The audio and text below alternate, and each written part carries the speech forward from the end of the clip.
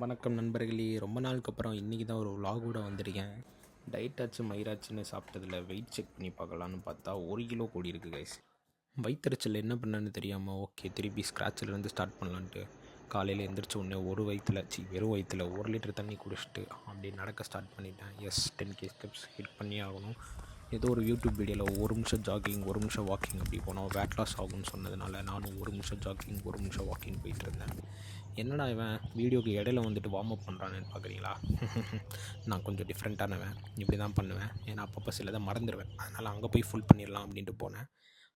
Walking போகிறப்போ நம்மளுக்கு இன்னொரு நல்லது நடந்தது. இந்த டாமி ஃப்ரெண்டாக கிடச்சிது.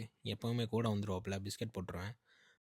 எப்பவும் போல் மார்னிங் பிரேக்ஃபாஸ்ட்டுக்கு ப்ரோட்டீன் எடுக்கணுன்றதுனால முட்டை வாங்கிட்டு வந்து முட்டையை போட்டு அதில் 4 ஆம்லேட்டை போட்டு மை காட் 4 இல்லை 4 அவிச்ச முட்டையை போட்டு ஒரே ஒரு ஃபுல் பாயில் போட்டு சாப்பிட்டேன்.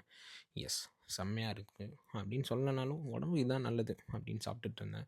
அப்புறம் சின்ன சின்ன சில்லற வேலைகள்லாம் பார்த்துட்டு மத்தியானம் லஞ்சுக்கு 200 கிராம்ஸ் சிக்கன் 100 கிராம்ஸ் ரைஸ் அப்படின்னு மெஷர் பண்ணி சாப்பிட ஆரம்பித்தேன். ஆமாம் கைஸ், எவ்வளோக்கு எவ்வளோ வாயை கட்டுப்படுத்துகிறோமோ அவ்வளோக்கு அவ்வளோ எல்லாமே கட்டுப்பாடாக இருக்குன்றதை நான் இந்த இதில் புரிஞ்சுக்கிட்டேன்.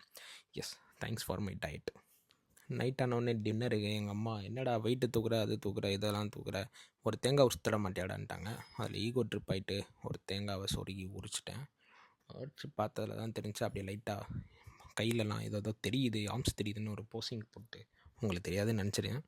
பட் டின்னர் ஃபைபர் ரிச்சாக 2 சப்பாத்தி தக்காளி போட்டு முடிச்சாச்சு கைஸ். இன்றைக்கான டே முடிஞ்சு கொஞ்சம் உலர்வு இருந்திருக்கும், மன்னிச்சிக்கோங்க. பாய்.